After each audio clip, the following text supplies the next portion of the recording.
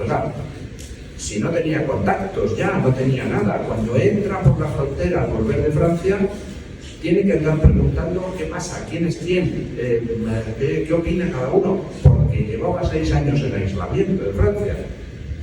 ¿Cómo fue capaz entonces de derogar la Constitución? Pues muy sencillo, porque para derogar la Constitución tenía el apoyo del pueblo, el apoyo de buena parte del ejército, el apoyo de 1/3 de los propios diputados de las Cortes.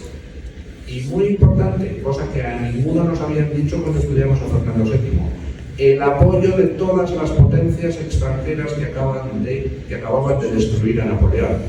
Todas, Inglaterra, Austria, Prusia, Francia, Holanda, todas querían que derogara la Constitución de Cádiz. ¿Y saben ustedes por qué?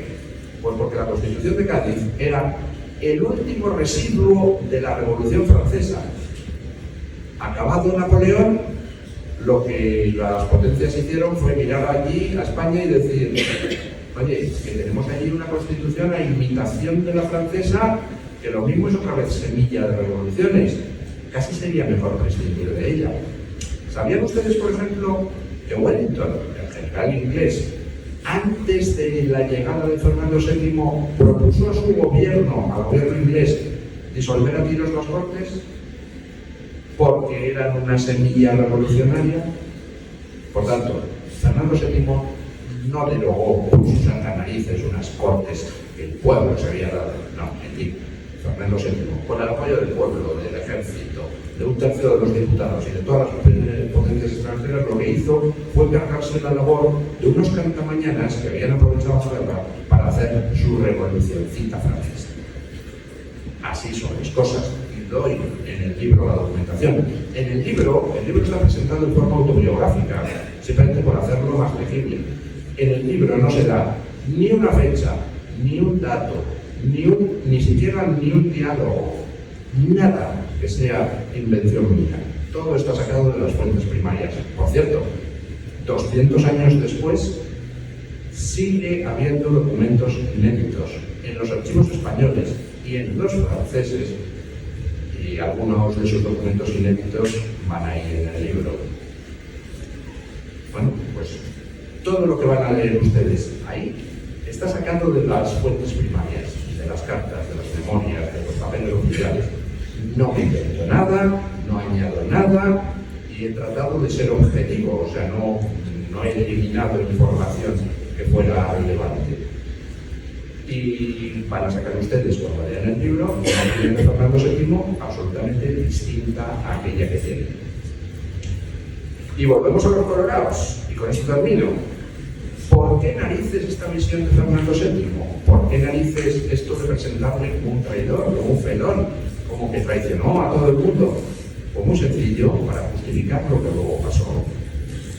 Porque si Fernando VII vuelve en 1814 como rey legítimo, si Fernando VII no es un traidor, sino que se limitó a recuperar la corona que Napoleón le había arrebatado, entonces los 14 golpes de Estado que le quisieron dar serían rebeliones contra el rey legítimo, que además tenía el apoyo del pueblo.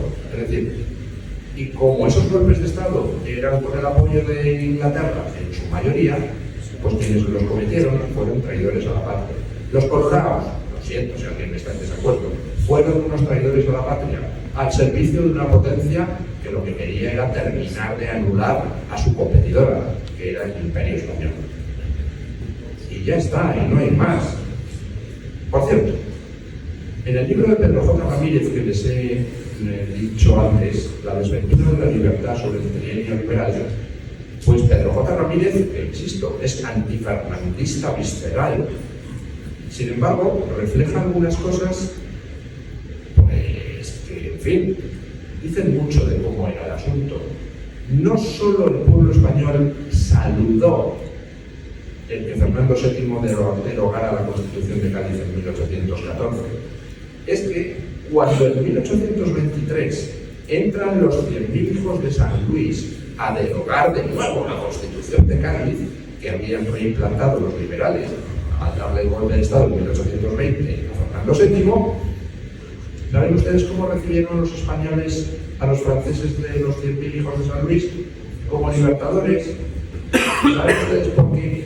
Pues porque el trienio liberal fue una desgracia brutal para España, donde los progres de la época, los, entre comillas, liberales, se dedicaron, lo primero de todo, a meter en todos los ministerios a todos sus correligionarios y a saquear el presupuesto como pudieron.